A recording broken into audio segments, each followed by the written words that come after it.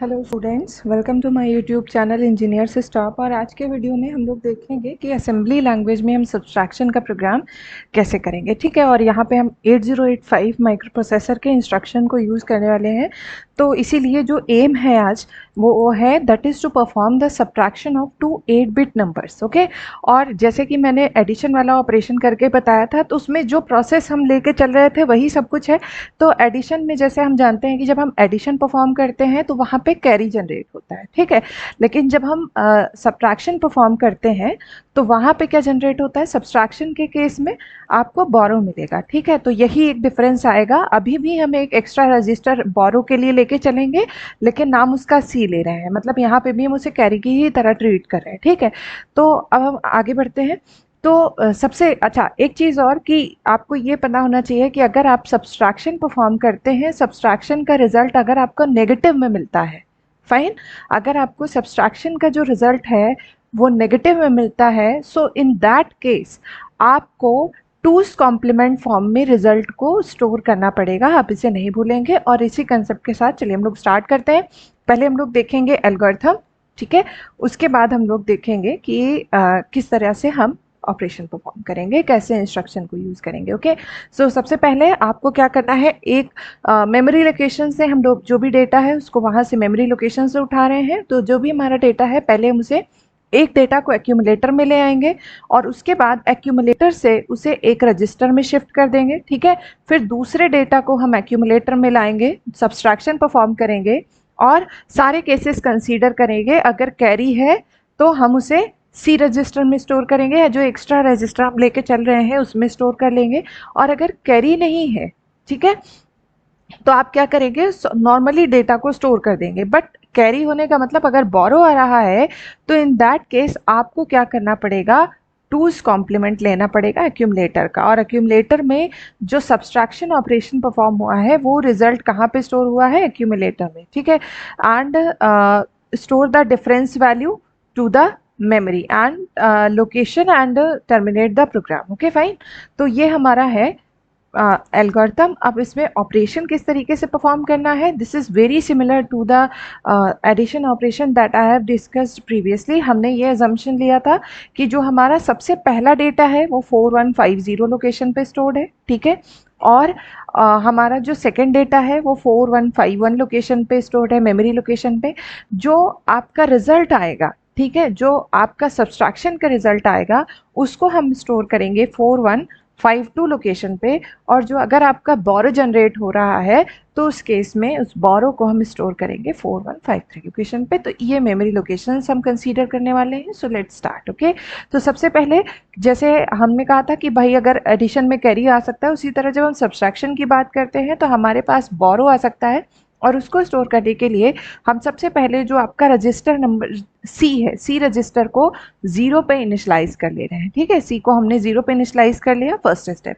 उसके बाद हम अपना एक्चुअल प्रोसेस स्टार्ट कर रहे हैं, load accumulator with the content of 4150 memory location. Okay, so जो जो भी वैल्यू रही होगी एक्यूमुलेटर पे वो आके कहाँ स्टोर हो जाएगी, वो हमारे एक्यूमुलेटर में, मतलब ए में क्या आ जाएगा, वैल्यू ऑफ 4150 लोकेशन, ठीक है। अगला स्टेप क्या कह रहा है, move B comma A, means move the content of accumulator into register B. मतलब बी में हम क्या कर दे रहे हैं, एक्यूमुलेटर के कंटेंट को मूव करा दे रहे हैं, ठीक है। नेक्स्ट फिर क्या कह रहे हैं, LDA 4151। अब जो है एक्यूमुलेटर में 4151 लोकेशन के कंटेंट को लाए, मतलब अभी स्टेटस क्या हो जाएगा, ए में क्या कंटेंट आ जाएगा, 4151, ठीक है। तो अब देखो एक्यूमुलेटर के पास सेकेंड ऑपरेंड है, फर्स्ट ऑपरेंड बी रजिस्टर में है, ठीक है। तो अब हम क्या करेंगे, सब बी, ठीक है। तो एक ऑपरेंड आपको मिल गया बी और दूसरा क्या होगा, दूसरा है एक्यूमुलेटर जो आपका इंस्ट्रक्शन में स्पेसिफाइड है, ठीक है। कि अगर आपको एक ही ऑपरेंड दिया है और बाइनरी ऑपरेशन है तो दूसरा ऑपरेंड आपको एक्यूमुलेटर में मिलता है। सो सब्ट्रैक्शन ऑफ इनटू बी, तो ये कह रहा है कि मतलब ए और बी, एक्यूमुलेटर के कंटेंट और बी पे सब्ट्रैक्शन का ऑपरेशन परफॉर्म करो, ठीक है। यहाँ तक तो एकदम सीधा साधा प्रोग्राम है, ठीक है। हमने move data transfer instruction use किया, एक अर्थमेटिक इंस्ट्रक्शन यूज़ किया, ठीक है। अब हम थोड़ा सा कंडीशन पे आते हैं। देखो दो केस बनता है कि जब आप सब्सट्रैक्शन परफॉर्म कर रहे हैं तो क्या बोरो आ रहा है या नहीं, ठीक है। बोरो या तो यस होगा इसका जवाब या तो होगा नो, ठीक है। तो यस के केस में हम क्या करेंगे, अगर बोरो आ रहा है तो इसका मतलब जो रिजल्ट आ रहा है आपको उसका टूज कॉम्प्लीमेंट लेना पड़ेगा, ओके। लेकिन अगर बोरो नहीं आ रहा है तो उस केस में आप जैसे डेटा आया, जो रिजल्ट आएगा आएगा उसको हम as it is memory location में ले जाके स्टोर कर देंगे। तो उसी प्रोसीजर को अब हम लोग देख लेते हैं। तो ये कह रहा है जंप इफ नो कैरी, ठीक है। JNC means jump if no carry found, okay. जब आपने सब्ट्रैक्शन का ऑपरेशन परफॉर्म किया तो कैरी या बोरो अगर आपको नहीं मिला है तो आप कहाँ मूव कर जाओगे, लेबल लूप पे। तो आप, ये क्या है, एक लेबल है, देखो ये ऐसे जो कोलन के साथ लिखा रहता है ये एक लेबल होता है, ठीक है। अब ये लेबल आपका क्या है, जब इसे किसी इंस्ट्रक्शन के साथ लिख देते हैं, कंडीशनल इंस्ट्रक्शन के साथ, तो वो आपका एक ऑपरेंड की तरह काम करता है, जो ये बता रहा है कि अगर कोई कैरी नहीं आता तो आप एग्जीक्यूशन यहाँ से स्टार्ट करिए, ये तीनों लाइन को स्किप कर दीजिए, ठीक है। लेकिन अभी अभी मैंने बताया कि अब अगर आपका कैरी आया है तो उस केस में हम क्या करेंगे, हमें बोरो लेना पड़ेगा, मतलब हमें टूज कॉम्प्लीमेंट लेना पड़ेगा। So we are doing CMA, complement the content of accumulator, right. तो हमने क्या किया, देखो नो कैरी के केस में हम यहाँ मूव कर जाएंगे, पर अगर कैरी है तो सबसे पहले हम क्या करेंगे, कॉम्प्लीमेंट करेंगे किसको, एक्यूमुलेटर को, ठीक है। एक्यूमुलेटर के कंटेंट को कॉम्प्लीमेंट करेंगे INRA, ठीक है।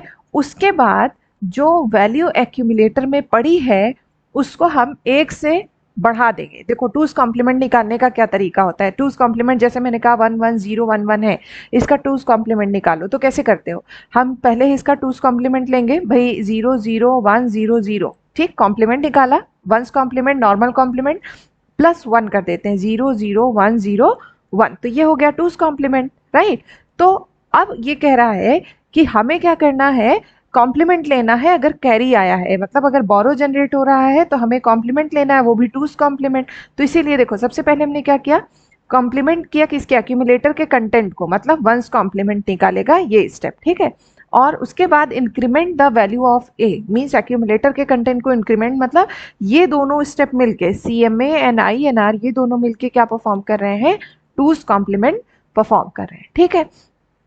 इसके बाद आप क्या करोगे, कैरी को इंक्रीज कर दोगे, ठीक है। जो आपने कैरी के लिए एक रजिस्टर को इनिशलाइज किया था आप उसको क्या कर देंगे, आप उसको इंक्रीज कर देंगे, that is your next step. अब इसके बाद ऐसा नहीं है कि हम लूप वाले पार्ट को एग्जीक्यूट ही नहीं करेंगे, नहीं, उसको भी हम एग्जीक्यूट करेंगे। अब इंक्रीमेंट करने के बाद अब हमने सारा ऑपरेशन परफॉर्म कर लिया है, अब हमें स्टोर करना है। तो सबसे पहले हम क्या करेंगे, एक्यूमुलेटर के कंटेंट को उठा के रख देंगे 4152 लोकेशन पे, ठीक है। मैंने जैसे बताया था 4150 से हमने पहला कंटेंट उठाया, ऑपरेंड 4151 से दूसरा, और रिजल्ट को कहाँ स्टोर करेंगे, 4152 पे एक्चुअल कंटेंट को, और अगर कैरी या बोरो आया है तो 4153 लोकेशन पे, ठीक है। तो ये क्या करेगा, STA 4152, मतलब कि आपको क्या करना है, जो एक्यूमुलेटर में जो वैल्यू थी उसको हम 4152 मेमोरी लोकेशन पे स्टोर कर देंगे।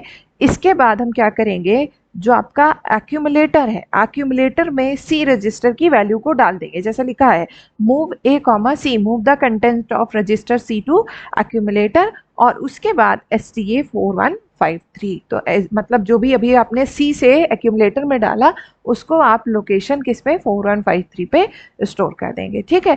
इसके बाद हॉल्ट कर देंगे। अच्छा, ये प्रोसेसिंग हमने कब की डिस्कस की है, हम वो केस डिस्कस कर रहे थे अगर आपके पास बोरो आया है तो, अगर बोरो नहीं आया है तो आप ये कॉम्प्लीमेंट वाला प्रोसेस अप्लाई ही नहीं करेंगे, ये 3 स्टेप्स नहीं परफॉर्म होंगे। अगर कोई बोरो नहीं आया, मीन्स कोई कैरी नहीं आया सब्सट्रैक्शन में, तो आप डायरेक्ट ये वाली लाइन से, लूप वाली लाइन से स्टोर करेंगे। मतलब आप क्या करोगे, जो भी रिजल्ट आया था एक्यूमुलेटर में उसको 4152 लोकेशन पे स्टोर करोगे। उसके बाद आपने एक जगह एक्यूमुलेटर के कंटेंट को, मतलब जो एक्चुअल जो आंसर आया है सब्सट्रैक्शन को, उसको आपने लोकेशन पे स्टोर कर दिया है।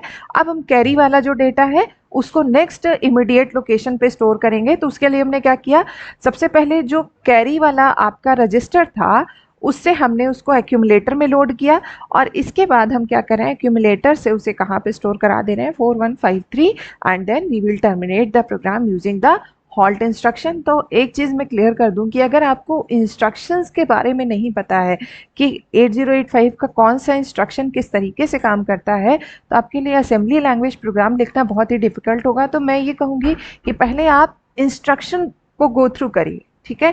इंस्ट्रक्शन वगैरह को सारे मतलब डिस्कस मीन्स आप समझ लीजिए, उसी के बाद आप समझ पाएंगे कि मुझे प्रोग्राम कैसे लिखना है, ठीक है। आप सिंपल प्रोग्राम्स भी लिख सकते हैं भाई। आप ऐसा भी प्रोग्राम लिख सकते हैं कि हम ना कंसीडर करें कि कैरी आएगा, हम ऐसे मान लें कि कैरी नहीं आएगा, तो आपके अजम्पशन पे डिपेंड करता है। मैंने कोशिश की है कि मैं सारे पॉसिबल केसेस को कवर कर लूँ।